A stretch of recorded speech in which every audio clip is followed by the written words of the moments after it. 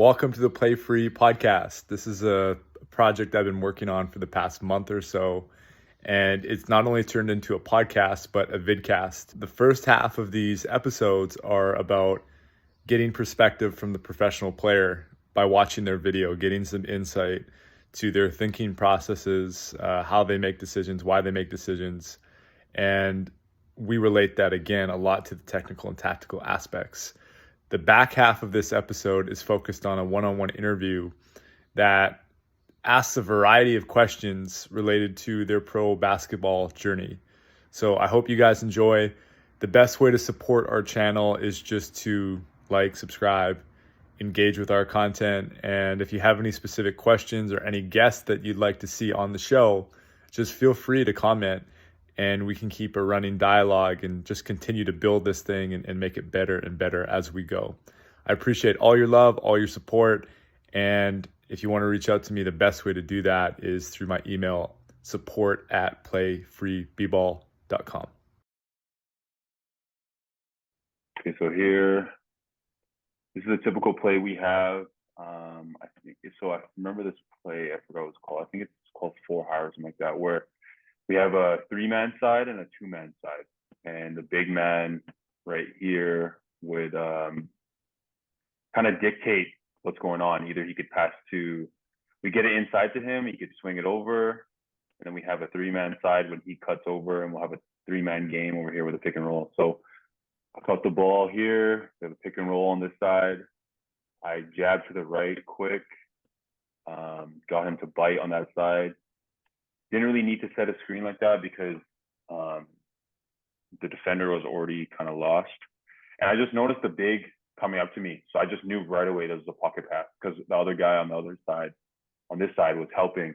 So I just knew right away just to throw it into that pocket and he'll have a layup because this guy was also on this side. So let's see.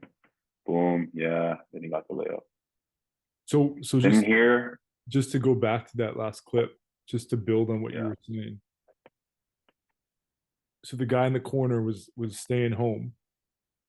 Yeah. So he was staying home, and I thought, like, the point that you just made, I think is so money. Like, it's so critical that sometimes, the big just needs to get out because you already have that small advantage in that angle. Yeah. And he didn't need to even really set the screen. So he got out early, and then you did a great job getting to your spot and feeding him. Yeah, exactly. You don't need sometimes you don't need to really set a screen, especially if it's already in your advantage. You know what I mean? Like, you could be a little ghost screen, or it could be a little slip, because sometimes it's not even really about hitting the guy. It's mostly about getting to that space and creating that space for each other. And yeah, so just like seeing how they were overplaying on the weak, like on the weak side, they were sticking to their guys. I just knew that it was really just an isolated field with me and my big man, Mm-hmm. So yeah, just put him right there in the pocket and he let him do the work. Yeah. So here in transition, a lot of our game at UBC was in transition, and I have a lot of my game as well is transition threes. I'm really good at getting to my spot and getting to open space in transition. So if you have a guy who's a good ball handler who can bring it up and distract players, because I know, like, how it is in scramble situations on defense, right? Like, you lose track of a lot of the players on the outside. You really just focus on on protecting the paint. So in transition, I like to tell a lot of my guys to find me in transition because I'm just going to be either trailing or running to the corner and I'll be there. So this is another clip. Connor Morgan was doing well of attacking and distracting the 3 players right there. And I think the other players that were coming in didn't realize that I was on the weak side. And I'm stopping at the 3 because I know that based on all the defense there, they don't know where I am. And then there, just a quick rhythm 3. And then here, just being in space, just like spacing the floor. I think I do a really good job of spacing the floor, and it allows other guys to have room to work, knowing that if they get double team or if they need help, I'm there outside. Like, you can always just kick it out to me and I'll be there. But also I noticed here, that when I was spacing out, he wasn't really looking at me, but he was more so on my strong side. And seeing how my big man Luca is a good passer out of the post, he wasn't really trying to make a move. It was more so of a distraction. So I seen that my guy's head wasn't looking at me, so I knew right away that I should cut because you can just see that open space just right in the middle right there. And that's an indicator. By him not looking at me, that's a big indicator for you to just cut. Because even if I didn't receive the ball, like say I came here and he didn't pass to me, you have Connor. I think that's Connor. You have him wide open right here because this guy is going to come take me. You know what I mean? So you got moving without the ball doesn't always mean you're going to score. It also can create an opportunity for someone else. And that was my kind of mindset with that. But I did get the ball and The one thing I want to comment on real quick, and I think you do such a great job of this, and it's I think underappreciated. And you made the point with the spacing, but there's times where you just need to hold your spot and know your value as a player. And you just shoot the ball so well. If you hold your spot, essentially you are creating space for people and you're creating opportunities to drive. And once they draw two, then you're just playing advantage basketball, small advantage, big advantage basketball. So I think players need to learn how to be a little bit more patient sometimes and hold their spot instead of creeping and killing spacing. And the second 100%. Point that I love that you made is it's just a classic thing, right? When you see the back of the head, that should be an automatic read a lot of times to back up, especially if you have the space, like you said. Yeah, exactly. No, 100%. That was one of the advantages I had of being a shooter is that guys are going to hug me on the weak side. So either if you have a really dominant post player, you know, he's going to have a lot of room on the weak side to work with, or it's just going to open up other guys to get open, you know? So it's just making the decision and making the reads based off what the defense is giving you, but knowing that they're going to hug you a little more on the three because I am, you know, being a good shooter. So yeah, but this is just like a kind of like an IQ play right here. Just knowing that they're staring at him, right? They're all like, look at it, 5 heads. Maybe just this guy's not looking, but 1, 2, 3, 4, all just looking at him. So that's perfect time to cut. And then here, transition as well. Just getting to the spot. And then here, Luca did a really good job here because if this guy closed out to me perfectly and this guy was a little bit higher, then, you know, I would dump it off to him, but I had enough room here and enough time to get my shot off. So here, just a basic play. Connor had a good screen. Didn't hit it, but, you know, it's just still a good play and a good read. Just like I like to come off these screens. Even in the PVA, I have a play for me that's designed like this because a lot of times you can see it. This guy isn't really the guy who's guarding the inbounder doesn't really guard right here. He kind of shades this side. So if you have a play designed for a 3-point shot, this pass, just throwing it like that over here is a lot of times going to be open. So oftentimes I've had coaches that just draw up plays for me that get the pass from the weak side to the corner because it's an easy pass because this guy's not really shading it. Can you talk about this might be a general thing, but I guess you could talk about this clip as well. Just initially how you get separation. So I know where the screen's coming, right? And you see Phil right here looking at me. So we want to distract these two guys to make it seem like I'm going to go to the strong side because a lot of the inbounds plays are for the strong side, right? So for me, was just making that initial, you see how I move my feet here? Like kind of like football, you know, in like football or like American football, you know, when a wide receiver does those cuts with his feet before he makes the move on the DB. Right. Yep. So that's what I do with my feet. So I jab to the right, acting like I'm about to go get a screen from Phil because Phil looks like he's going to screen me. My guy bites on the right side. and then I just kind of sprint from there because I know Connor is going to hit him. So I think the best thing is to, if you know how the play is going to go, you want to distract as much as possible to make it seem like you're not going the way you want to go. So that was Could you just my mindset here. can I challenge you a little bit? Can we just keep Yeah, building this?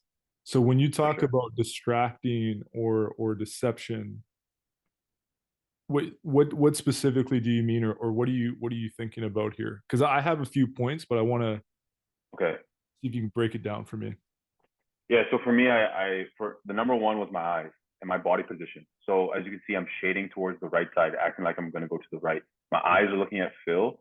My feet are planted towards to the right, and my arms are on my side. I'm not really like I'm not giving him an obvious direction of where I'm going in terms of where I'm really going. You know what I mean? I'm giving him kind of a fake looking at or showing him that yeah, I'm probably going to the right side, strong side. Um, and then from there, you know, you're allowed to use your hands a little bit. So I kind of give him a little bit of a push, right, to try to seem like I'm gonna swim through him. And then yeah, that just gives me a little bit of an advantage. And you know what? It might be like a 1 second advantage, but it does help, especially being a shooter, because see how much at this point I already know I'm getting an open shot. I already read him. I already read him right there. Like boom, already know that I'm gonna get this shot off. So at this point, now it's all just about setting my feet up, and I feel like I did a good job. And that form honestly looked really good, and this shot felt really good to me. And that was at that point I thought that was in, right, but it just kind of came out. But So yeah.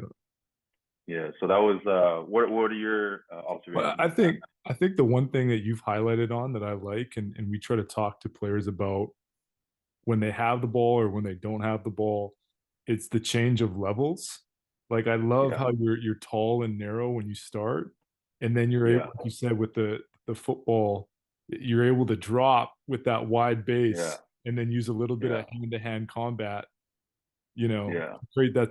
And that to me is so high level. This is what you're a high school university player. You got to be watching these kind of clips because this can really make the difference, like you said, even if it's just 1 second. yeah, for sure. No, for sure. I'll see that little separation.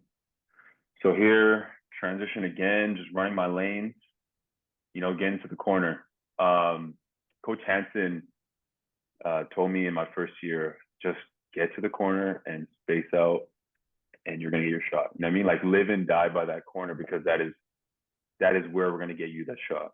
So here again, just oh sorry, what did I just do here? Oh sorry, I skipped it by accident. Wait, sorry, I pressed the little button. Hold on.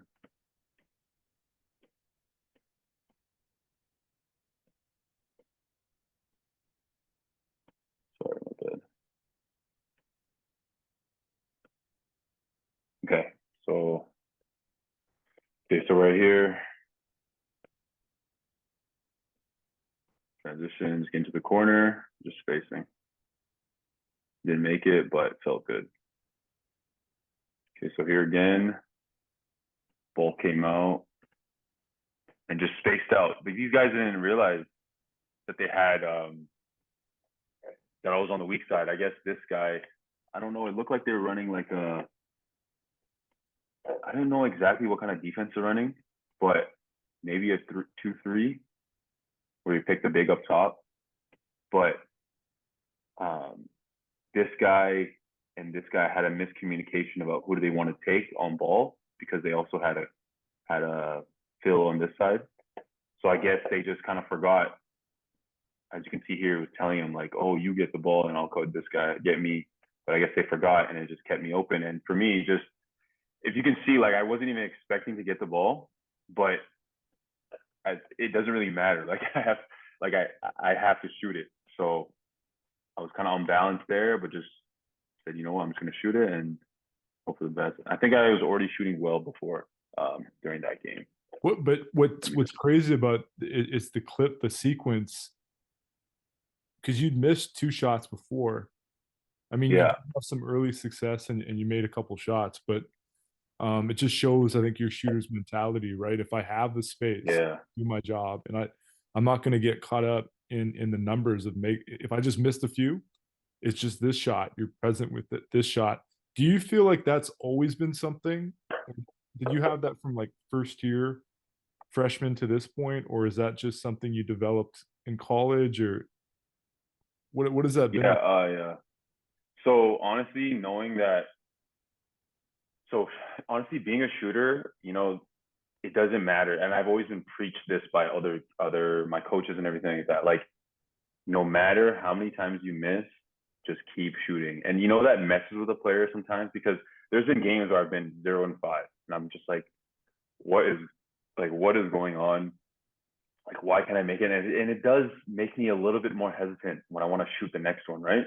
But that shooter's mentality is really just knowing that, like, it doesn't matter. It's a numbers game, right? Like, it's going to even out in the end, because there's been games in my season where I've had 0 for 6, 0 for 7, and the next game I'll be 5 for 7, and the next game I'll be like 6 for 8 or something like that. And at the end of the year, I'll still have a 40% clip, no matter how many games I've had a 0-3 game, or like a 2-8 game. You know what I mean? So it's just knowing that a good shooter is a 30% shooter, and that's 1 for 3 every time. And a great shooter is, I would say, anywhere from 37 to 40, 42%. And that's still not even 1 for 2. You know what I mean? So it's just like, you're gonna miss shots and you're not always gonna make them, but you have to shoot them, because the more you shoot, the more you'll make, right? So that's just kind of the mentality I've had when I would say in high school. They gave me the green light like that, and um, what's called in college, it was stressed a lot, because that was what was needed of me, right? Like, that was my job, and even now in the pros, that is literally my job, to shoot threes. So it doesn't matter how many you miss. All my coaches, ever since high school and college, have always told me to just shoot. Like, don't even think about it. Be an unconscious shooter. Mhm. Yeah.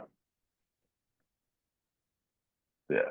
So, like, even here, like, not even really expecting it. Just shoot it. Doesn't matter. Just shoot it. But that one felt good though. I don't know if you can see from my mechanics here. Like, this one was, no matter if I missed those last two, I had my feet set. I like to have my gather. What I do, I think, a good job of is getting my feet set before I get the ball. So already there, I'm already getting to my hop, like my 1-2 hop, Mhm. um, and then it gets me ready for my shot.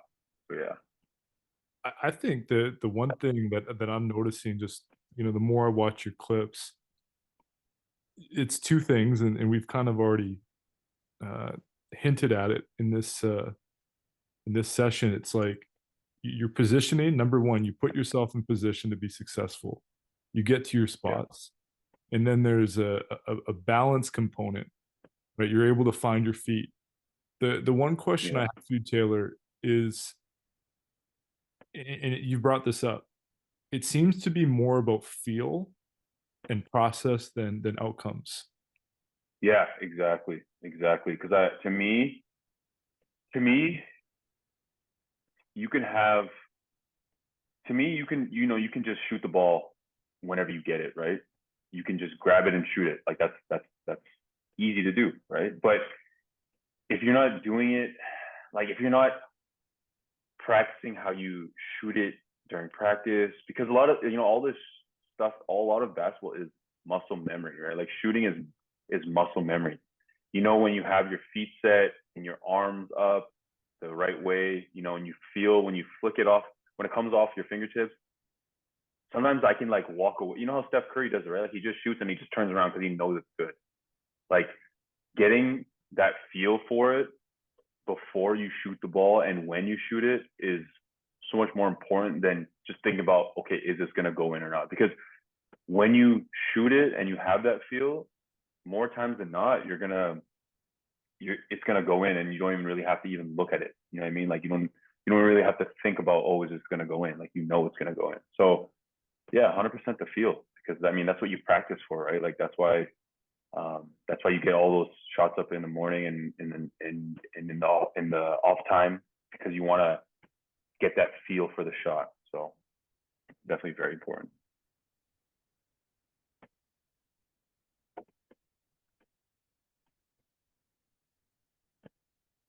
So yeah, here he took the shot. It didn't work out for him there. And then I'm just like waiting. As much as I want to go offensive rebound, I feel like just being that guy who can be the kick out after an offensive rebound is definitely very important to me. So here he got the rebound again, and I'm just waiting on the side, waiting on the side for him to pass it, and luckily he passed it. Got my feet set, did that 2 foot 2 foot hop thing again, because he threw the ball to my right a little bit. So I'm standing here. He threw it a little bit to the right. I have to get my positioning to the right side, so that hop allows me to move into it and square my body up. Mm-hmm. Yeah. And you did a great job just being in the right, like again, the positioning of it. Like you were in that window where it was an Yeah. easy pass. You weren't too high or too much on the wing. Yeah. Exactly. Perfectly on the 45 in Yeah, his because if line he's of like, sight. You know. yeah, because if you're just seeing here, like I don't really move away, because even right here, I'm like right here. I thought, like, to be honest, I thought he was gonna pass it at this point right here. I thought he was just gonna do a pump fake and then pivot to the right side and just pass it here because I was pretty open. So, I'm glad that he got the shot back, or sorry, he got the ball back and got me to my shot, because I felt like I was open the whole time already. So I'm glad I didn't move away from that position. Yeah. So here, transition again, and we play fast. See, like we like to score in the first. We like to score in the first, I would say, first 4 seconds of the ball being inbounded, right? Like that's how we like to play at UBC. And even in my team right now, my coach, Coach Alden Ayo, he loves the first 4 seconds. Like he loves these kind of 3-pointers where it's quick outlet, get it down the floor quick, and then if the guy's open, get on the ball and just shoot it. So yeah, just waiting. You know what I mean? Just being patient in that spot. Being ready, really though. Just staying in my spot and just being ready.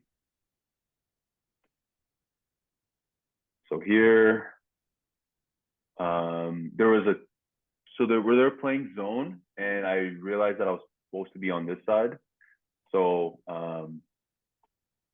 I just cut around because there was like an overload situation they wanted. And yeah, just getting in the spot, really just being in the spot. So they knew that they had two. There's two of us here. So I got the pass from Mason. My guy came to me, closed out, and I just knew that this is the next pass. The extra pass is what I have to do. To be honest, I should have just passed it right away. Mm-hmm. But in the end, I still got it to him, and then he had a wide open shot. What I would do now though is, like at this point now, I already would see this. I would already see him before, and I wouldn't dribble. Like I would already pass it at this point. Right. So yeah. And then Connor did a pretty good job at the bottom, just screening in. Yeah, exactly. To But distract the other guy from closing out on AJ on the corner. But yeah, so my only really correction was that I wouldn't dribble. That was just a waste of time. So here, I really love playing with my with Jaden. Jaden's a really good friend of mine, and he's a really great player. I'm not too sure if you're familiar with his game, but let me just tell you quick. I know Jaden. Yeah. And mm-hmm. we got connected on Twitter about 4 years ago. He's all in with like the technical and tactical details of the game. He's really man. Oh yeah, he loves that stuff, man. And he's one of my best friends, and he can talk about basketball all day, man. And he really likes to watch film. He really likes the science and the studying of the game, So I love playing with him because he has a really high IQ, and he's a really good basketball player, where we had a really good connection in terms of him getting me like hitting me on the pocket for my threes. He reads the defense here. So here he came off the screen with Grant. Grant's a high threat on a pick and roll because he's very athletic, big. So as you can see, they did a double team on Jaden here, like a kind of like a I don't know how to explain the defense, but they picked up Jaden. Grant had the roll. My guy had to help on the roll. Jaden seen that because he knew that Grant's a good threat. Picked it up, threw it to me on the side, and I'm just waiting on the side for that swing. And once I got that swing, had my feet set. Here I didn't need to do the jump because Jaden did a really good job of passing it to me in my spot that I was already in. So I had here, get my feet set, and just let it fly. And here I felt like he got my landing spot, man. So You underneath it. I felt like that should have been an and one for sure. They didn't call it. He actually almost called me for a flop, and I was really confused because like it was literally in my spot right there. Like, you got to let me land. Yeah. So yeah, I ended up hitting that, and then, yeah. I want to just ask you something here. So when you look at these clips, the one thing I see from guys who the game seems a little fast is they get caught Okay. ball watching and just seeing the ball. And Yeah. with all the the work that you've done, your university career and now being a professional player, how much are Yeah. you looking around and like not just watching the ball, but seeing your man, seeing where the help is before you even get. Yeah. Yeah. No, like at this point in my career, I read it. I know it's coming before it even happens in a way. Like at that point, right at that point where it's happening, I already know. I can already feel like, okay, I'm gonna get the ball at this point because the way my guy is helping. So if I really want to analyze it right now, so I know that Jaden's a threat off the pick and roll, right? So as he's coming here, I could see the big man gonna do a high hedge on Jaden, and I know Jaden is looking at Grant because he knows that he can get him in that pocket or he can get him in that overhead pass. So if I see my guy right here, he's staring right at Grant because he's worrying that he has two. He has to take two.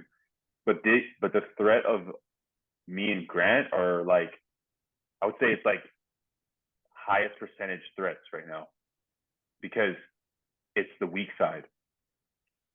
So he comes off. Grant is an athletic dunker. So if he gets his open pass, that's a dunk. So he has to really choose. My guy has to choose whether he's going to go for me or if he's going to go for Grant.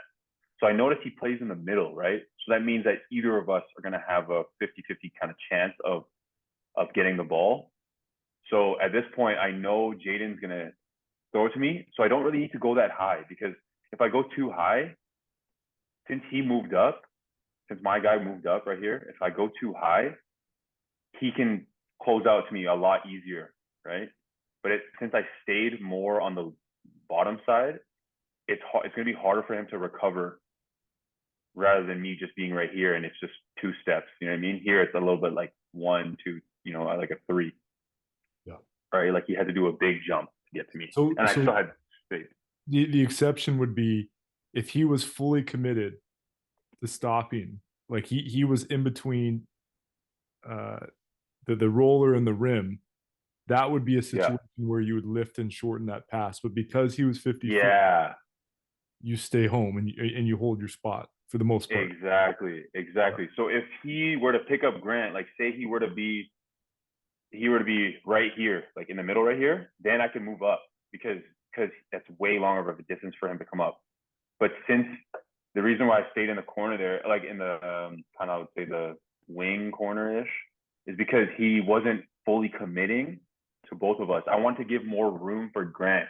Like I want to give more room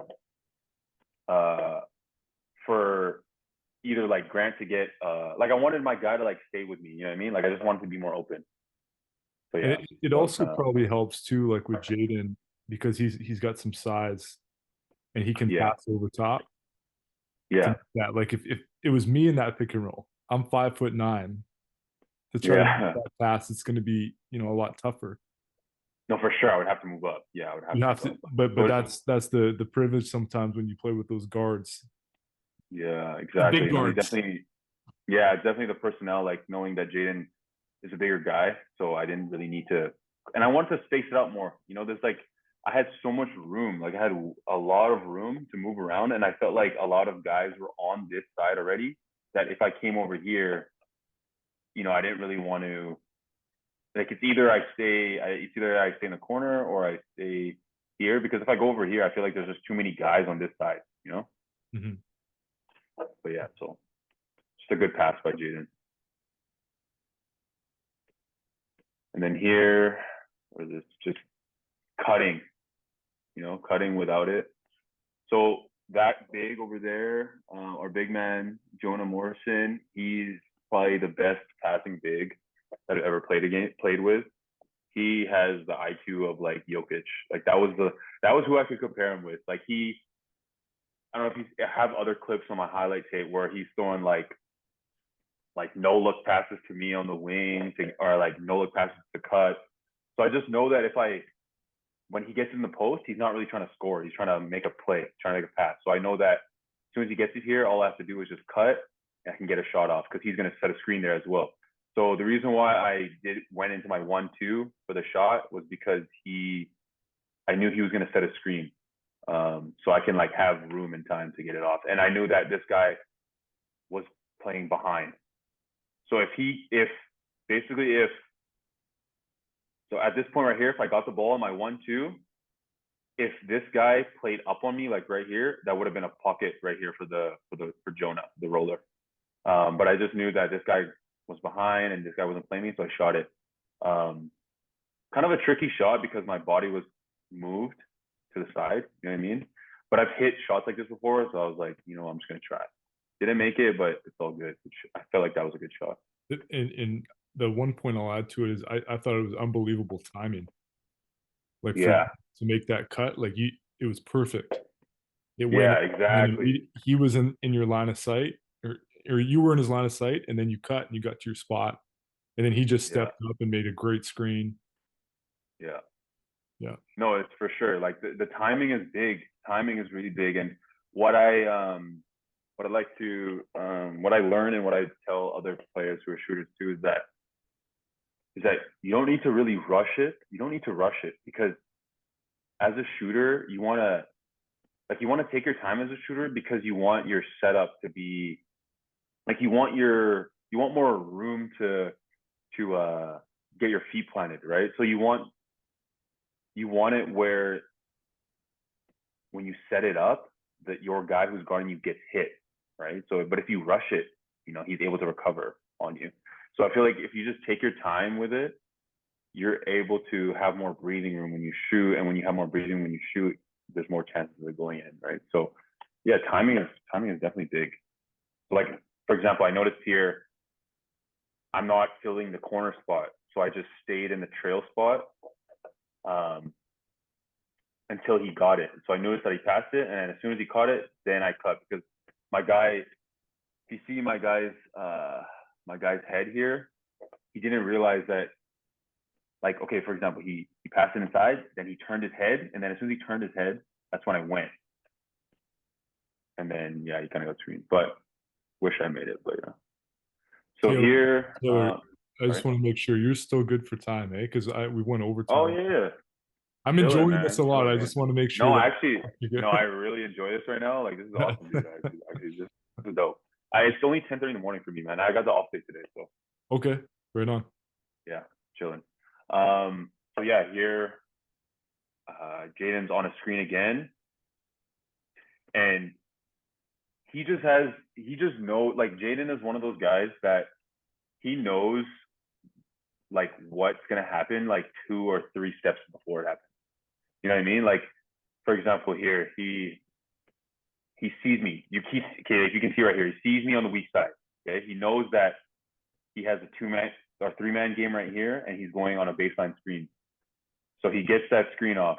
He knows his guy is not really playing. He's playing him on this side towards the roll, so he could penetrate the inside. All he knows is that he has to get this guy right here to commit to me, and I'm wide open. Like literally, I'm wide open for either a kick, swing, or a kick, and I'm shooting it. You know what I mean? So that was just why I love playing with Jaden, because he also read things ahead just like I did.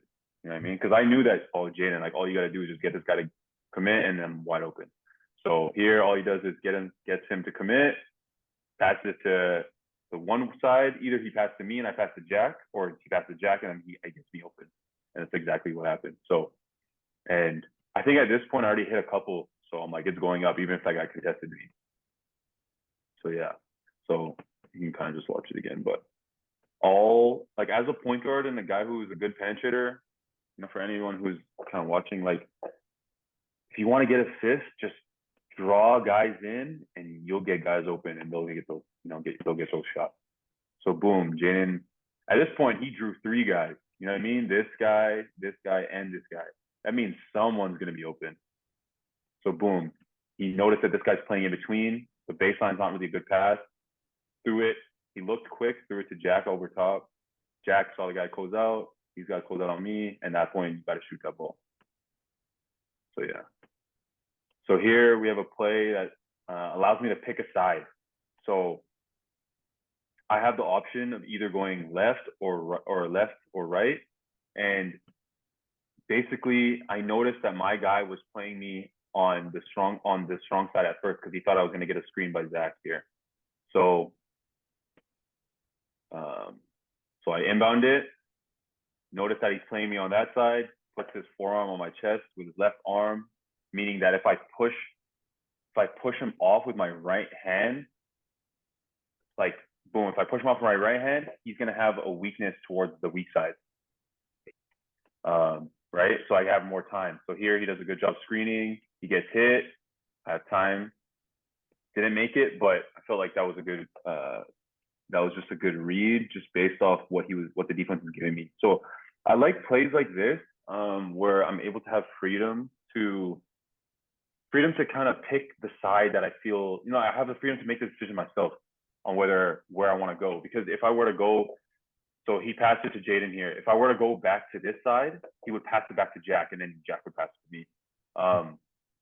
But since I read my guy and that he was playing me on the high side, on the strong side, Jaden seen that, and then Jonah knew that all he had to do was screen my guy and get that separation. But so to me, if he were to go over, I would have just stayed in the corner. So if he were to came up and go to the corner and say, I would have just went right here. But I seen behind I looked behind me a little bit and I could sense that he went low.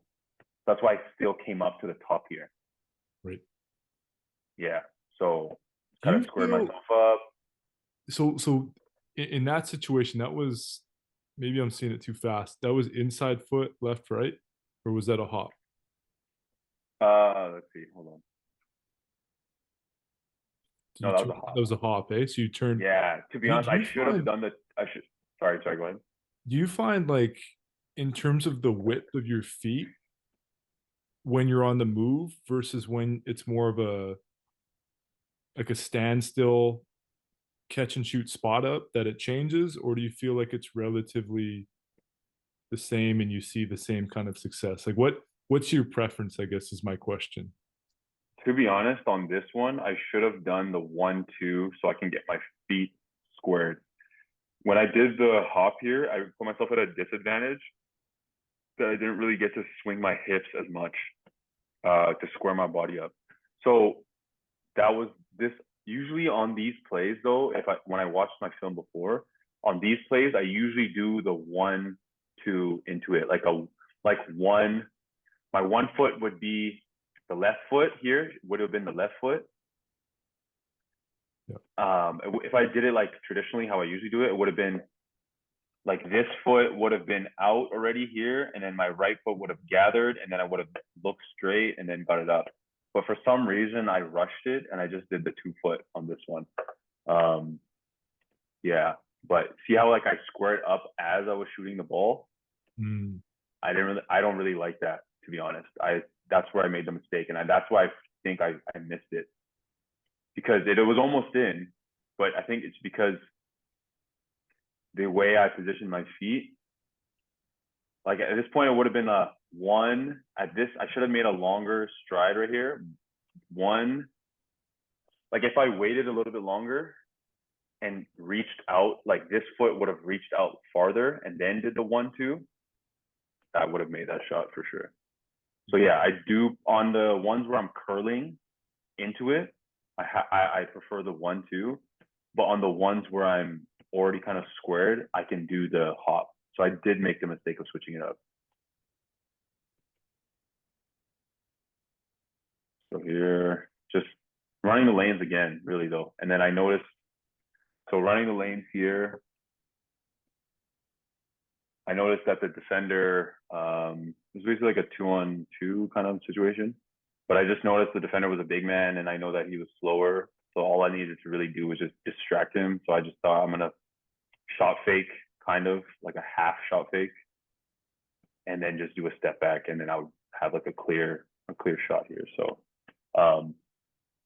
that's kind of it. Just knowing that like they're running in transition too. Like it's hard to stay in control when you're running in transition because he doesn't know whether I'm going to drive it, whether I'm going to shoot, and it's a big man. I doubt he actually scouted me. So I just knew that all I just need to like add like a little hesitation move, and then I would have been able to either step back or penetrate. Like I would have just attacked his top foot. I mean, I could have just penetrated this way, got a layup, but I just knew that no one else was going to guard me after I did that step back. So I said, I'm going to take the three. And at this point, I hit three already, 3 or 4 threes. So Taylor, So yeah, how important is it, going back to distraction and deception, for you as a shooter to get your eyes on the rim? it's very. You mean like in eyes on my rim to distract, or eyes on my rim on the rim to like make sure I know I'm gonna shoot it or something like that? I think it could be both, right? Like just being deceptive that, hey, I could shoot this, number one. Yeah, And then number two, it's getting my eyes on the rim early so that I yeah, can have a target or something to aim at. yeah. Strategy I think is. it's very important for sure. I think it's important. Number one, so um, you can convince the other defender. You can convince the defender that you're trying to score, or you're trying to like your focus is to score the ball. At the same time, and number two, it's like to have your eyes set. So it's all fluid, right? Like you got to have your eyes looking at the rim, your feet set, your body set. So it's all like a fluid motion of having everything ready. But for sure, it's definitely a good distraction to look at the rim, but when you have the ball, just to show that you're a threat. You know what I mean? Like a triple threat position. Are you one of the guys that has like a specific area on the rim that he's looking at, or is it just like some guys say Nah, front rim, all that, the mesh? no. To be honest, yeah, Yeah. no. To be honest, I just look, man. I haven't really paid attention to that, but I just look. Honestly, I don't really have a specific spot. Yeah, but yeah. So I just did put back here and went in. So I think at this point I hit 4. So the focus here for my coach was to keep passing me the ball. So Grant Shepard also does a really good job of knowing when someone is coming to double team him. So as soon as he caught it here, he could feel that there was a double coming, my guy. So as soon as he got the ball, passed me the ball, and I was really happy that he did that because I don't know if I communicated it to him that the double was coming, but he knew and he had an instinct that I just hit a 3 and I've had hit 4 already. Like let's try to get to another one. So that's what I was kind of saying, where I could hit a lot of threes in a row and in a short amount of time because a lot of my teammates and my coaches want to try to get me the ball after I've hit 2. They want to get me again and again and again, So I was really, it was a really good job by Grant of recognizing the weak side and getting me the ball. Because as you can see, like as soon as he gets it, he turns to me and throws it. So yeah. So at this point, even though I know he was open, man, I hit 4 and I'm saying, you know what? I'm unconscious right now. I'm just gonna shoot it. And this one was Is there a difference between like in a closeout situation when someone has like the length and athleticism, like this guy looks a little bit longer, and I'm sure as a like you yeah, mentioned, being a pro, you're seeing guys that can really take away space with their yeah, physical tools. So if you have someone that's closing out with length and athleticism versus someone that may be, smaller, right? Let's say they're 6'1", 6'2", and they have yeah. length of wingspan. How does that affect you as a shooter, or does it affect you at all? No, it definitely affects me. For the shorter guys, I feel like they can be early on the closeout and I can still get it off for sure. For this guy, I honestly didn't realize how tall he was, and it was actually a damn near really close block that he had on me. But at this point, I was already feeling it. And as you can, if you watch it, my arc, this was more of like a traditional shot of mine because I let it go a little earlier. I didn't hold it in my hands for that long, and you could see how much arc I have with it. Because he almost blocked me right there. Like that's almost literally a block. But I had way more arc on that shot. So that one I felt like it was more of a rush shot, but I put more arc in it where I was able to get off because okay, here I didn't catch it yet. That's a pretty good closeout, right? And he contested it. But I felt like if he put his right arm out, like if he kept with his right arm, he would have blocked my shot. But he like switched right here, and that bought me probably I would say half a second for me to get it off quicker. Because I don't know if you can tell, but like, okay, here the proper closeout right here is with the right hand. Because if he uses his right hand, he can get closer to my right hand. I don't know if you agree with that, but So let me just play devil's advocate and challenge it a bit. So because sure. I've heard a lot of coaches say if he's a right-handed shooter, we want to try to get our left hand up because now we may be able to get a piece on the ball, but ultimately we can take away some kind of vision. So Yeah, you're saying based on his positioning yeah. and proximity that if he would have went with the right hand, that maybe would have affected the shot more. Oh, 100%. Because if you look right here, right? Okay, he's right here. Yeah. All he needs to do was go from here straight like that with his right hand up to make me go baseline, right? And if he did that, I feel like he would have had a better challenge because right now he's like he went to the left and then now he's switching to make me go middle. Then he takes another step over there. Right. So it's like if he were to just go straight from here to the right side and just close out, attack my top foot, and put his right arm up, I feel like he would have blocked it rather than going left and then still going left and then challenging. Like, you see how his positioning on his feet here? Right. He's kind of taken off from the back foot. You know what I mean? It But if he seems were like to just go, it seems like he was kind of caught in no man's land a bit. You know, he was yeah, kind of slow to it, and I don't even know if he recognized personnel. yeah, Like if he exactly. knew So that that's you were why I there. was able to get it off. Yeah, if he Yeah. if he knows that you're a shooter, he's probably like he seems like he's closing shorter and he's trying to use his length instead of Yeah, trying to exactly. really close the space. Yeah, exactly. So yeah, so that's why I felt like I could also get it off because I felt like he was a little bit slow on what he was trying to do. But you know what? At that point, I'm unconscious, right? Like hit 4 already. I'm just gonna let it go. So, but yeah, okay. So here, coming off a double or a stagger, coming off a stagger screen. To be honest, I could have set it up better. I wish I took my time and what I've learned now in the pros and what my coach has taught me is get more body contact first. So push him in, then go. I kind of rushed to here. I didn't really set him up. Mm. You know what I mean? Um, but I kind of cut it off by staying tight with Grant here. So then he would naturally be behind me. So then I faked like I was gonna go baseline, get him to bite on it. Because like in this situation, I probably could have went baseline and used Grant or got a little floater right here. Like I could have went baseline right there and got a little floater. Like boom right here, go baseline, dribble, little floater off the bank or a little midi. But I wanted to set up the play. I wanted to set up Grant. So when I was coming off, I just took one dribble. And at this point, I seen this guy come up and I noticed that this guy was in the middle right here and that Grant would have all the space right here. So I just just threw it up, allowed him to do what he do. I thought he was going to dunk on him, to be honest, but he ended up dunking it. So that was kind of my read there, was just recognizing that I really just got to distract, draw, and throw it into space.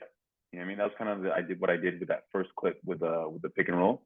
Right. I think a big strong a strength of mine is passing off a pick and roll.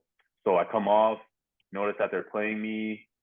I had to take one more dribble just to get them off me, and I can just throw it. But to be honest,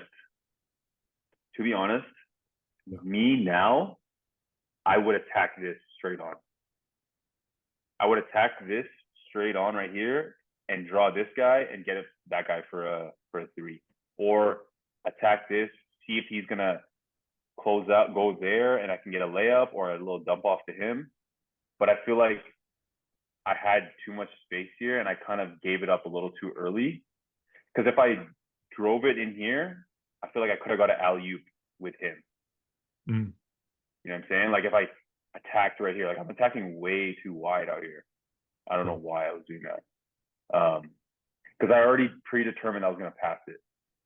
Right. But like I said, if I came off here and attacked straight on, like cut off the gap, I could have had an alley-oop with Grant instead.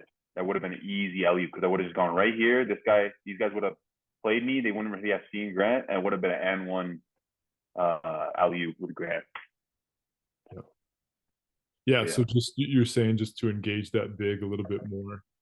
Yeah, just that's what I learned now is playing in the PBA. Just attacking the gaps more and not really having so much space. You know what I mean? Because these guys are bigger, you know, they're stronger. You don't have as much room to work with. Like for example, there, like I just went too wide, like for no reason. You know what I mean? Like my guy got hit by the screen kind of, and I had the advantage right there already. It's just I just kind of predetermined that I was going to pass that already. Right? Like already there, I already knew I was passing, but I should have dribbled because I think Grant was wanting the alley-oop, to be honest. Like I could have dribbled, lob for alley-oop. So, but I mean, it still worked out, right? But my game now, I would attack it more. So to build on that, you'd say that you are probing maybe a little bit more now as a pro, like you're taking like more dribbles in the pocket, and that helps you as a passer too, right? Because now exactly, you do see the length and athleticism, so sometimes you have to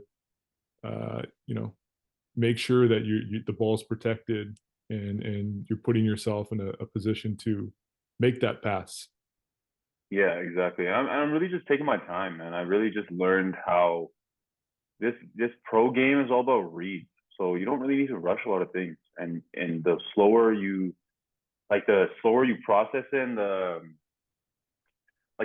more time you take to let it happen, it will work out better for you rather than rushing to make it happen. You know what I mean? Totally. Yeah. So I, me now, I would just set him up better. So right here, I would go hit him with the body a little bit, hit him a little bit in the body, make him get hit by the screen, tack 2 dribbles inside, little lob. Same pass. I could do the same pass like that, but just a lob into an alley-oop. Mm-hmm. So here, not too sure what this one is. Okay, yeah, so it's one of the rare occasions where I drive the ball.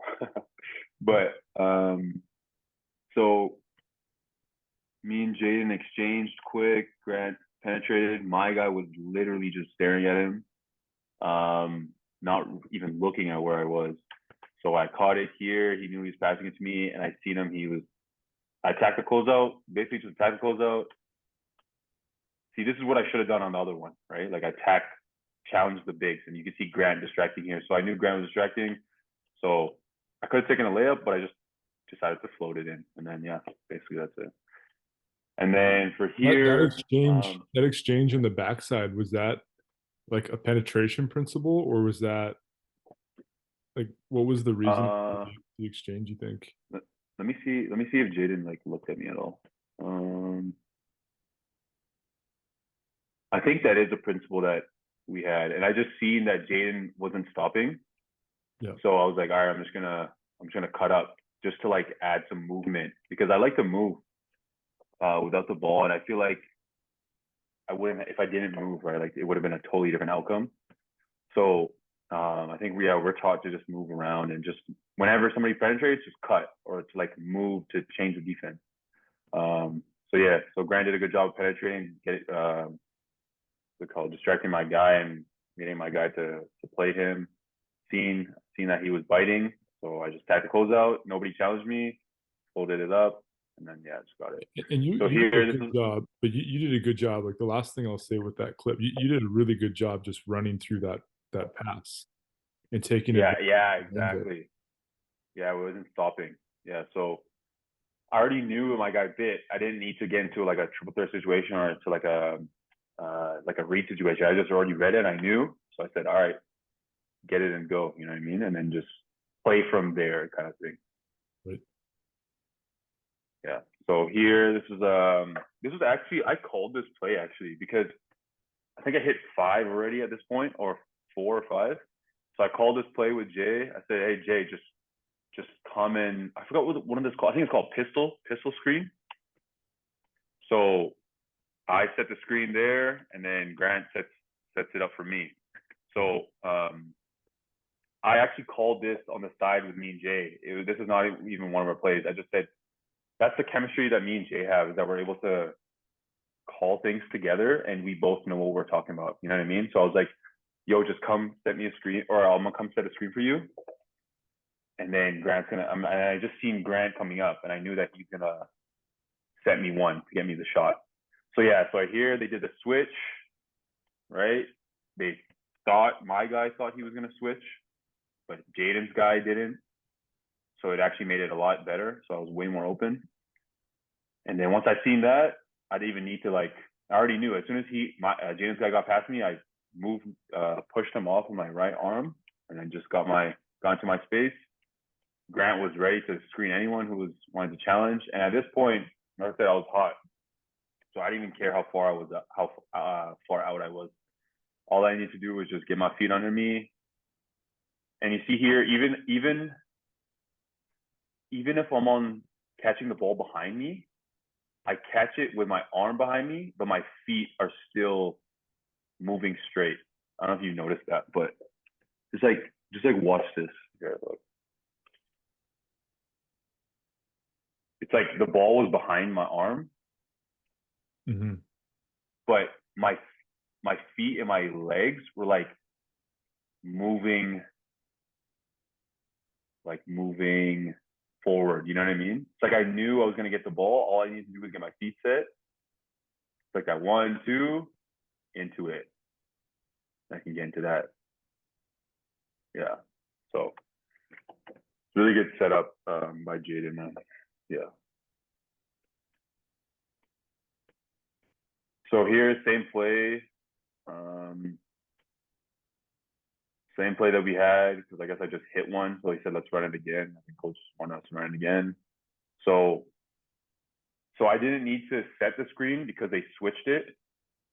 Because at this point, I already recognized that they were going to switch. So once I had the switch, I already knew just to run, because there's no point of setting the screen if they're going to switch. So Jonah did a good job right here of setting the screen on my guy, because I went right away. So he threw it to me. I came off. I tried to get into that 2 foot, but I noticed that he did a better job of closing out. So me now, I would catch it, and that would be a straight drive inside. I would not even hesitate to drive that, because I knew that he was bluffing with this. But then when I caught it, I also seen that Tony right here was setting a how do I say this? Yeah, like a flare screen, exactly, for Zach. So as soon as I caught it, I seen that Zach's guy came up and was getting screened by Tony. So that it was a perfect, easy pass, easy play.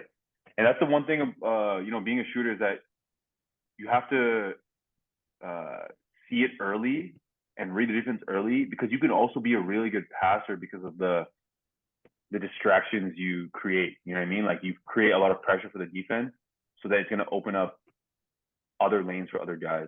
So I just knew here that they scouted it a little bit better.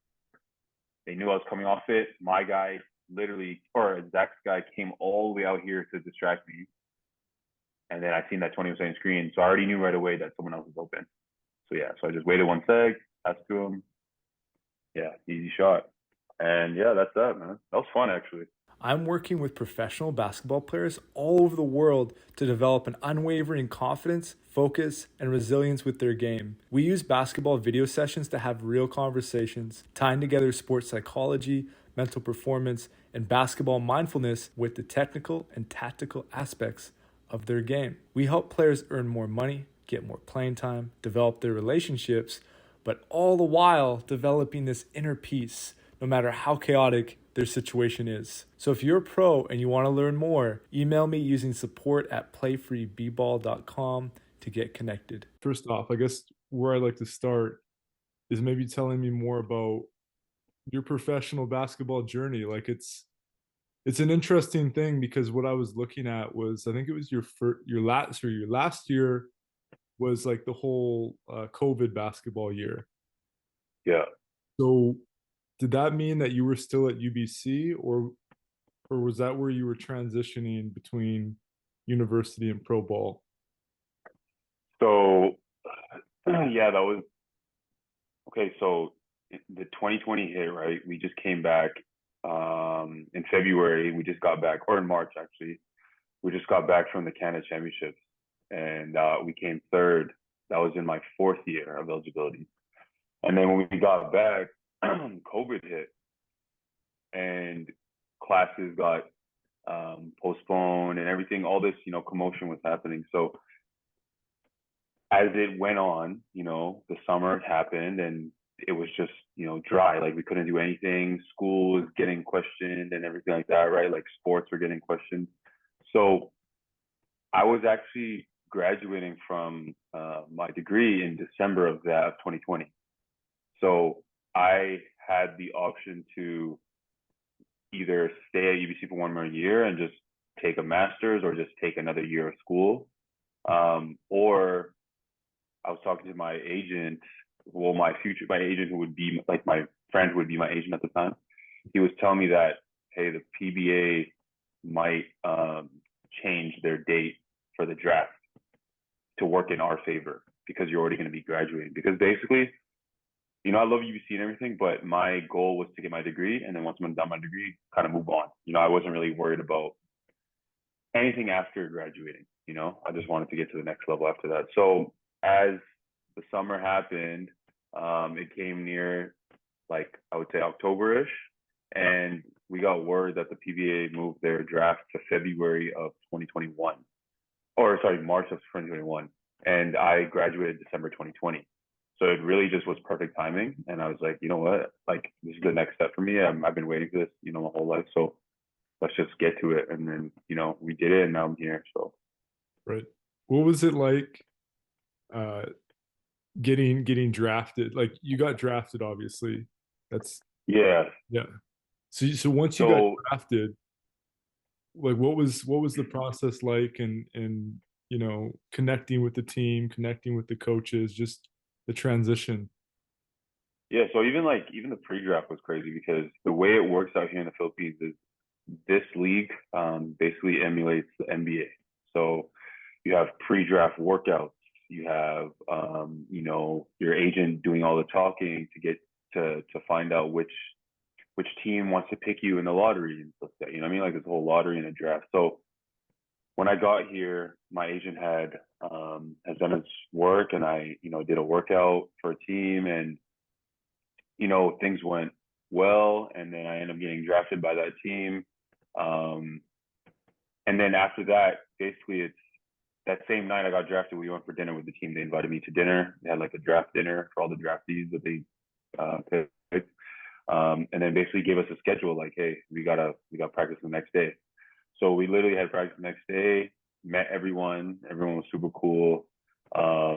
Basically just helped me transition into the Philippine style basketball as well as professional basketball, So, it's pro, right? It's your job. So, you got to put in that work.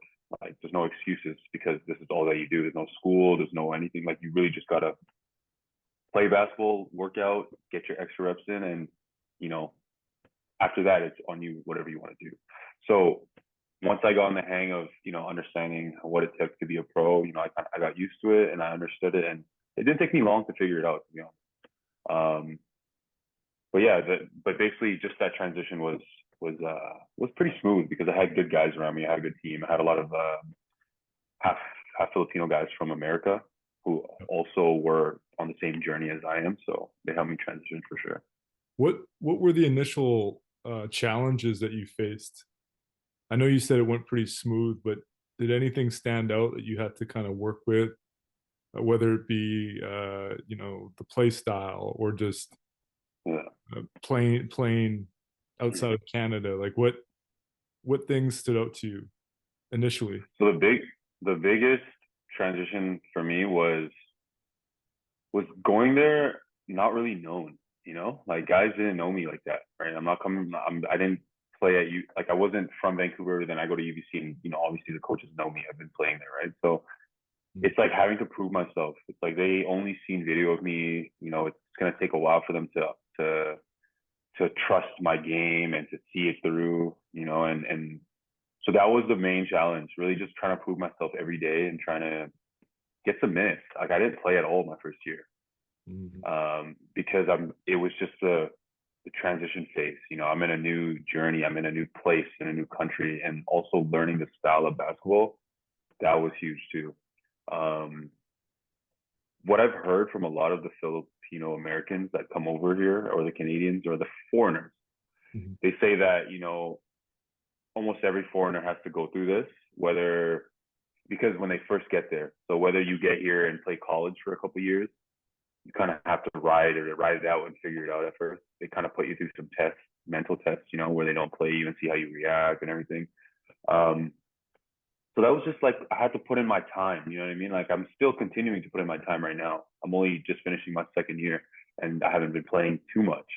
But that was what my vets told me, that we're foreigners as well, is that, you got to put in your time and just keep working hard. Like, if you're good, you're good. But sometimes it just takes them time to trust you and takes some time for them to trust that you're trying to become one of them, because I'm coming over here to their country and to their style of play. So it's like I'm the one transitioning. It's not like they're used to the American style game or the North American style, like I'm over there having to transition. So it's gonna take a lot more for them to trust me. So that was definitely a challenge, and just knowing that I'm not gonna play right away, and it's just gonna have to take time, and I just cannot let that alter my mindset at all. If you had to give some tips to a player who is in a similar situation, right? Like they're coming out of university basketball and they're going into professional basketball, what would be some tips that you could give a younger player to help them establish themselves within a new team? I would say your work ethic. Just continue to show that you want it, that you're working on your game. The coaches in any pro level love the players who have good work ethic. And most of all, just be willing to learn. You know what I mean? Just be willing to ask questions, to show that you're ready, to show that you're eager to learn, and that you're eager to be ready for when your name is called. And just staying focused. Like, don't worry about now. Worry about a year from now, 2 years from now. Like, don't worry about your first 2 months and how you're not playing right away, right? Like it's a transition. And it depends on your role. Like some guys who come out of university play as imports, and imports need to play. So you're probably going to play, right? But in my situation, I'm a local. I'm competing against the locals. So there's a lot of locals as well. So it's not like they're in need to play me like that, right? So don't let that discourage you, and just work hard and show what you can do in practice. You use practice as your game, and use practice as your showcase if you're not able to play right away. So yeah. What kind of questions, like you mentioned asking questions, and this may be tough to think about, maybe I'm putting you on the spot, but Sounds good. like when you think about when you were first trying to figure it out, what kind of questions came up for you that you were asking coaches, that you were asking teammates? Yeah, I was asking them, like, how do I get accustomed to this style right away? Like what are some tips you can give me defensively? For my coaches, I've asked them like, what are some tips that you can give me that I could use defensively to try to stop these guys out here? Because the style of basketball out here in the Philippines is it's more physical in the sense that they don't really call hand checks, they don't really call elbows, they don't really call these little chippy things that they do. You know what I mean? Like you're allowed to keep your forearm on a guy when he's handling the ball. You're allowed to hold him for a bit with two hands while he's moving. You know what I mean? Like it's just little things that wasn't used to.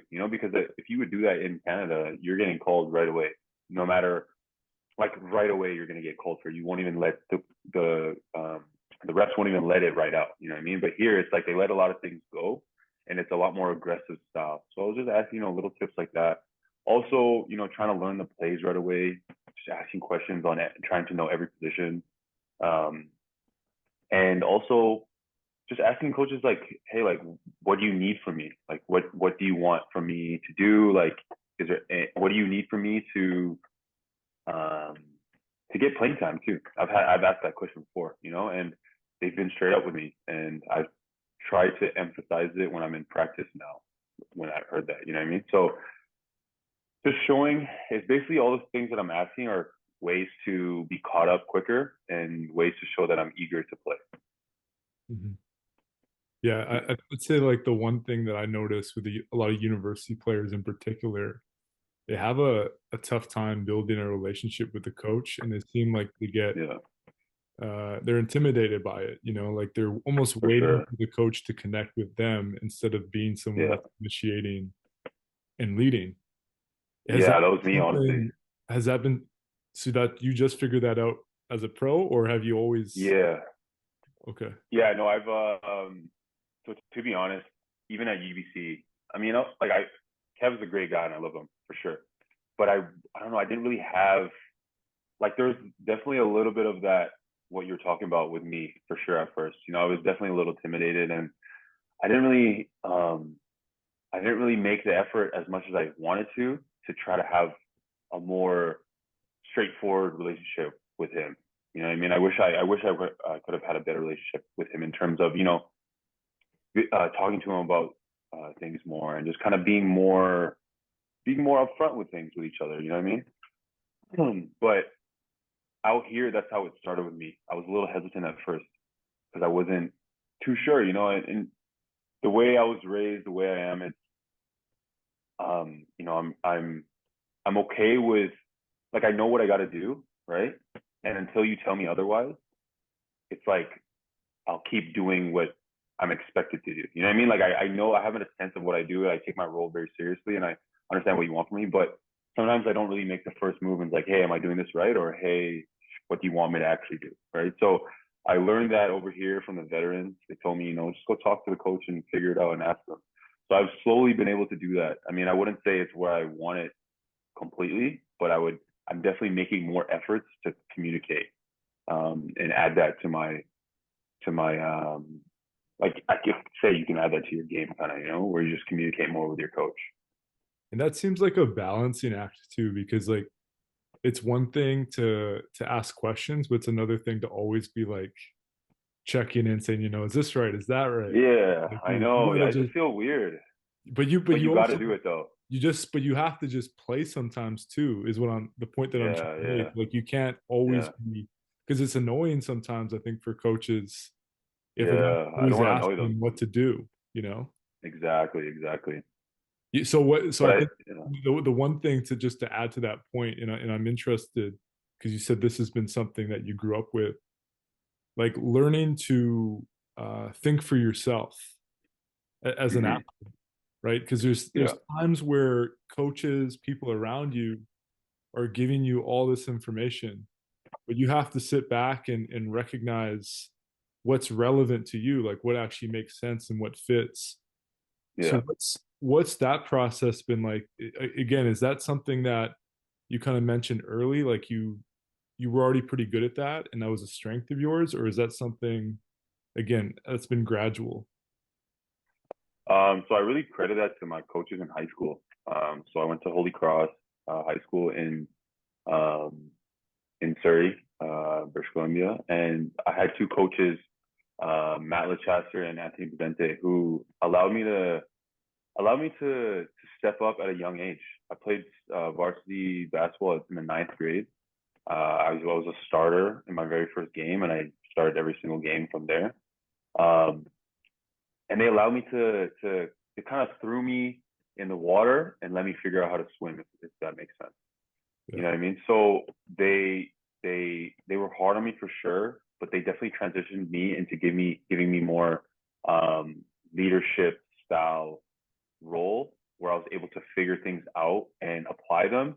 And then if it wasn't good, they'd allow me to make that mistake and learn from it. You know what I mean? They weren't so much telling me you gotta do this, you gotta do that. It's more so just throwing me out there and allowing me to figure it out because they feel like had they had a sense that I had potential to be a leader and to, figure things out on my own because of, I don't know, maybe just my natural instincts. I had like natural leadership instincts, right? So that's also why I felt like maybe in my later years in my career that I didn't really communicate too much because I felt like not that I knew it, but I had a sense of, okay, I feel like I know what I need to do or that's what they want. But The yeah, one thing that stands out for me quite a bit when I think about development for athletes is culture, basketball culture and having a yeah, strong basketball culture to develop into. When yeah. you evaluate opportunities and you're looking at the culture, what are some like green flags or green lights for you to say, you know what, this might be a good opportunity? I would say like an open team kind of thing where it's like the vibe is very open, where you feel like you're not going to be judged for asking a question or for thinking some way, right? I feel like a team that has a coach who also allows players input and feeds into the players input as well and tries to allow everyone to have a voice and an opinion in a way. I feel like those are very big and a big green flag in any successful team. I feel like, right? So Mhm. for me, that's a big green flag. I think also just having teammates who are also able to take criticism and knowing that you can take criticism as well and that you won't think you don't want to have any big egos. You know what I mean? I think the less big egos you have on a team, obviously the better. Guys are going to be able to work together. You're going to get through the hard time. When a team goes on a run, you're going to be able to get through them and figure it out to get yourself back into the game. Yeah, so I think those are two pretty big green flags in my opinion that have, when I've been on a successful playing team, that's how the culture has been. You know what I mean? Mhm. Taylor, you've mentioned leadership a few different times in this conversation. And I'm curious, like the leader who you are right now in this moment and the leader that you want to be in the future, what do you think is going to close that gap? Like, what are the things you're going to have to do or, the skills that you're going to have to develop to be that guy? I think I'm going to have to lead a little bit more by example. Just try to be in the gym as long as I can and showing, the guys that I want this. You know what I mean? That's definitely a big attribute for a leader. And another thing is it's just gonna take time. Like I'm only in my second year right now, and I feel like until I get into my veteran years is when guys will naturally cling to me and to look to me as a leader. You know what I mean? Because I feel like even now I have natural or I have like leadership instincts and I have leadership traits, but at the same time, guys are not really going to take me seriously because I'm only here in my second year. You know what I mean? That's just how it is. So leading by example, experience, and also just being a voice, being the main communicator. Just being the guy to go to figure things out, being the guy who brings everybody together. I think I do a good job of bringing guys together. that was my role at UBC outside of basketball, was just bring the team together, whether that's going out to eat, whether that's going to party a little bit, you know what I mean? Just doing some social things and like just bringing everyone together, knowing that, you know, I'm the social coordinator in a way. So I think as time goes on, when it comes down to the work ethic, to the experience and the social part, I think as I get older and guys start to trust me more, I'll be able to transition into being that leader that I've always wanted to be, and being a leader that could lead a team to the championship. I want to win a championship. I haven't won a national or a league title in my life, so I really want to get to that point. Mm-hmm. What stands out to you from a technical and tactical place with your game at this point? Like, I'd be interested for the people that don't know your game as well to maybe share some of your strengths, but also share how you're continuing to build on your strengths going forward. So my strength is shooting. You know, that's like my main strength. I felt like I've always been a natural shooter. Growing up, I put a lot of time and effort into it. And so at this point right now, I feel like my shooting is my number one. Another attribute I have is I think I have a you know, pretty good IQ for the game. I'm a pretty good pick and roll passer. I like to pass a lot off the pick and roll. If I have a good big who's at the good screen, I'm gonna find him. You know, every time he rolls, I'm gonna get him in that pocket. I do a good job of cutting as well. You know, moving off the ball movement. I have a pretty good sense for that. I learned that pretty early. I would say maybe in my 9th grade is when I started to move a lot with the ball and understand that, you know, you don't like, ball watching is probably the worst thing you can do on the weak side, right? So those are a lot of things I learned. But weaknesses is on the ball stuff. So I would say improving my handle, improving my reads off a pick and roll without passing. I think I need to work on how to get my shot off with a pick and roll without looking to pass. You know what I mean? Like, say they covered the roll, like, how am I going to get a shot off after that? You know what I mean? So I've been working on those moves a lot, and trying to transition more of a ball handler. Right now I'm predominantly a 2-guard, 3-guard, Yep. and I don't really bring the ball up like that. But I feel like if I add, you know, like the handles and bringing the ball up the court when I get the rebound or whether I get the outlet, I think that would add a lot to me getting some easy layups in transition or some transition threes, if anything, you know. So I've been trying to work a lot on my on ball stuff, just trying to get my shot off and dribble moves with the ball. Is there anything specific to shooting that you'd like to develop outside of some of the scoring and pick and roll?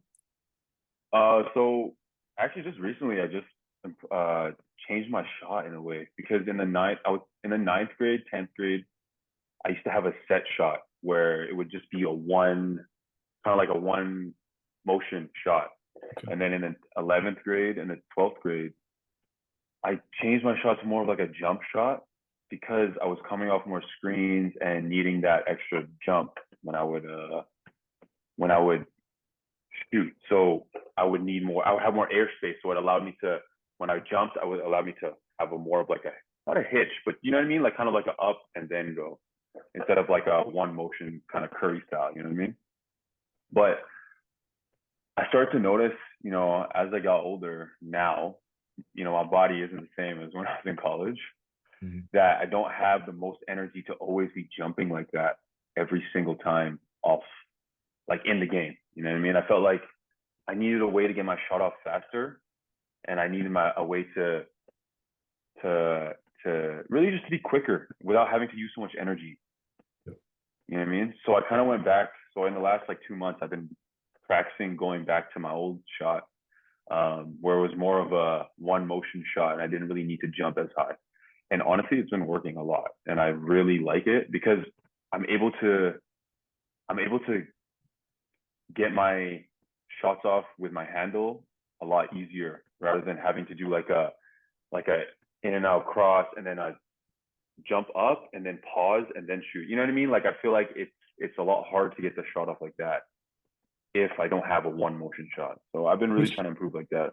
which is Sorry. interesting. When I said which was interesting because I was watching your UBC film and I was thinking the same Yeah. thing, like because your shot preparation, like going back to your UBC versus your pro footage, your shot Yeah. preparation at UBC so tight, like because Yeah. you do such a great job. Like the one thing I noticed is your timing on your cuts, and you get to Yeah. spots and you're set and you're ready. And then it's interesting because when you're at UBC, as you would lift, it seemed like it would slow down at the top. Yeah. And to me, it makes a lot of sense with what you're saying with just the energy to Yeah. get the ball there. So it's looking now like just watching a few of your highlight clips. It looks some of the clips look, I agree, a lot smoother how it's Yeah. Yeah. coming Yeah. out. And it's I guess that's a lot allows you to be effortless in how you shoot the ball. Yeah, exactly. No, I've been doing a little bit of it out here in the past, but I think in the last 2 months I've really, really dedicated to like not going back to the old style. Like I really changed it fully where now it naturally feels like it feels better now doing it the new way rather than I don't think I would revert to my old ways because it feels weird going back to the old way now. So I Mhm. think in the future now, when you see my film in the future, you'll notice how much smoother it looks, Yeah. how much quicker it is, and how I'm able to get a shot off without it getting blocked or anything like that.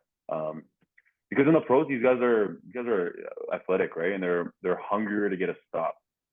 Mhm. In all honesty, they're hungry to get that stop. So I've gone blocked maybe one or two times where I've come off a screen thinking I'm wide open, but because I had a little bit of a hitch, they were able to recover.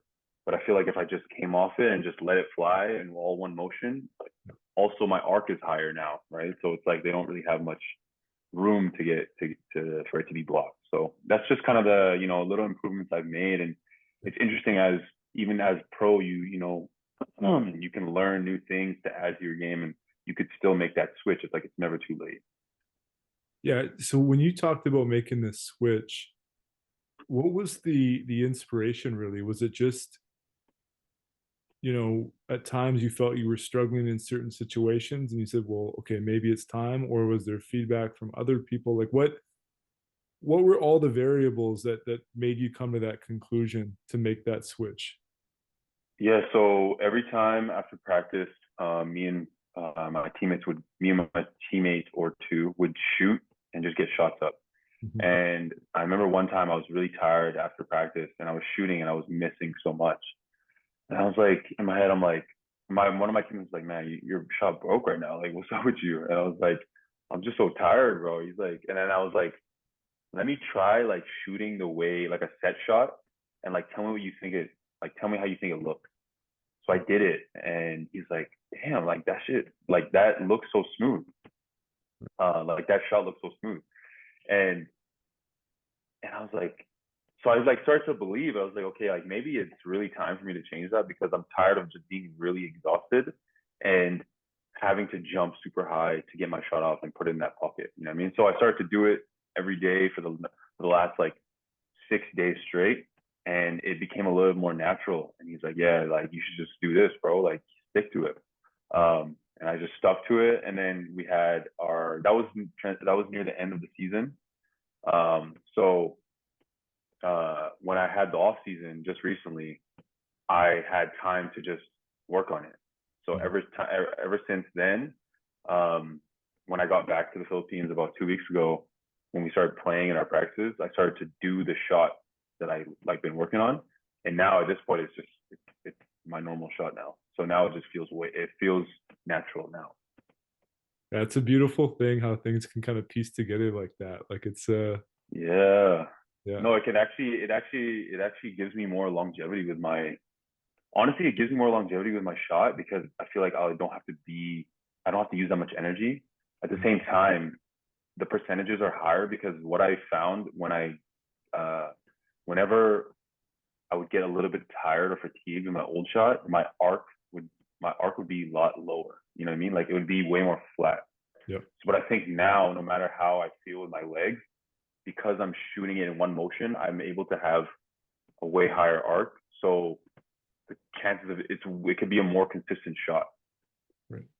I feel like I don't miss more than 2 in a row now. Before I could miss 3, 4 in a row in a game and then hit 3 in a row. But I feel like now I will get that feel at least after 2 shots or 2 misses. Yeah. Well, and that's Just the like one little things. thing, Yeah. like that's the one trend that I noticed. I was going through the advanced statistics for U Sports and just looking at your career, and like your higher scoring nights, it seemed like uh I don't know if this is true. You can tell me if it's true or not, but it felt like you were scoring earlier in the games. Like you could find your rhythm, and once you found your rhythm, Yeah. kind of set the tone for the rest of the game. Is that 100%. something that is there truth to that? Yeah, yeah. Yeah, yeah, 100%. I found that with my old, like the way I was playing at UBC or just in general, is that when I hit 1 or 2, I can hit 2 more. Like I can hit 4 in a row sometimes, where I'll miss 3 in a row and then I'll hit 4 in a row early. And I actually do make a lot of shots like back to back. So Yeah. a lot of times coaches will stress to the point guard or to the other players that like whenever I would hit a shot, like keep running a play for me because I could just keep hitting it after that. That's kind of how it is. I had one game actually in the Philippines here where I scored, I think, 12 points in a row because I was just feeling it and they just kept running plays for me. So I think I hit 4 threes in like a 3-minute span. Yeah. And I didn't miss one after that. Like it was just like, you know what I mean? It's like when I get hot early, like find me, right? But sometimes after when I get tired, that's when it just kind of goes down for me. But I feel like now with this transition of my shot, I feel like I'll be able to have more of a consistent quarters where I don't need that warm up shot anymore. I don't need I'll still be able to shoot and get my shot off even if I'm tired.